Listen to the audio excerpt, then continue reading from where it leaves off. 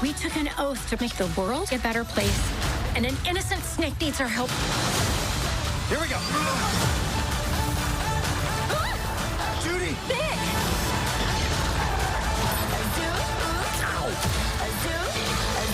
We need out of here. Hey, Flash, 100-yard dash. We need to get across town. No problem. Come on. Oh.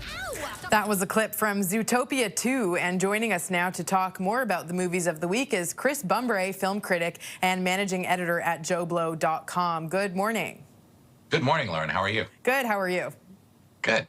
So first up, let's talk about Zootopia 2 that we just saw a clip of the trailer. A new animated film, also the sequel to the first kids movie released in 2016. Did it live up to the first one?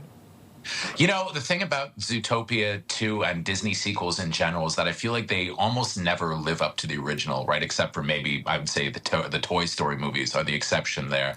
You know, they come up with these amazing concepts, but then they're never able to do much more than kind of recycle them. And I think the problem with Zootopia 2 is that the first film, I think what made it really great was that there was some real substance to it. You know, yes, it was a story about a city full of animals and different kinds of animals, but also different kinds of species and different kinds of cultures coexisting together. And that was all kind of all toned down for the sequel, because I think Disney has increasingly taken this really safe route at the box office where anything that could be perceived as politically correct or anything seems to be kind of scrubbed out of the movies. That said, you know, I think for kids, Zootopia 2 is still a winner, and it's still making a ton of money. It's funny, it's fun, it's well animated. The problem is, I think parents aren't going to like this one as much as the last one, because, you know, they're all going to be forced to watch it over and over and over again, right? And I think that when it's something as creative as the first movie, that becomes a little less painful, whereas this one, I think it's just kind of an average kids movie with some really funny bits, but nothing quite as creative as was in the first movie, which is too bad, because the first one was great. Well, as long as the kids are entertained, that's all that matters. What are we rating this one? I mean, I give it a 3 out of 5. You know, it is still entertaining for kids, and the audience that I saw it with, which was full of kids, seemed like they absolutely loved the movie. Okay, let's move on to Hamnet. It's a spin on the story behind the writing of one of William Shakespeare's greatest plays. Talk to us about this. Yeah, so this stars Jessie Buckley and Paul Mescal as Agnes and William Shakespeare, and basically how they met, their courtship, and then kind of how their marriage kind of fell apart after the death of their young son, Hamnet. And it inspired William Shakespeare to write Hamlet, because Hamnet and Hamlet were pretty much the same name, apparently, back then in the 16th century.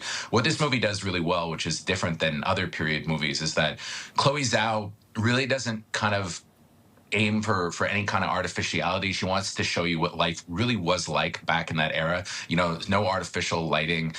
You really feel like you're watching something that could have actually happened, but also that life was very fickle back then and was very dangerous, and that, you know, a large chunk of people, you know, their children did die young, unfortunately. But what it also does that's so brilliant is that it really shows you how a play like Hamlet really kind of affected the population, and there's a staging of it at the end in the climax, which is unbelievable. I've never seen Shakespeare perform the way that it was here, and I think that's kind of how it was performed originally. And I think that if you're at all a fan of William Shakespeare, at all a fan of Hamlet, I think you owe it to yourself to see this movie, and you probably won't see any better performances this year than, well, specifically Jessie Buckley as Agnes Shakespeare. I think she's 100% going to win Best Actress at the Oscars. And what are we rating it?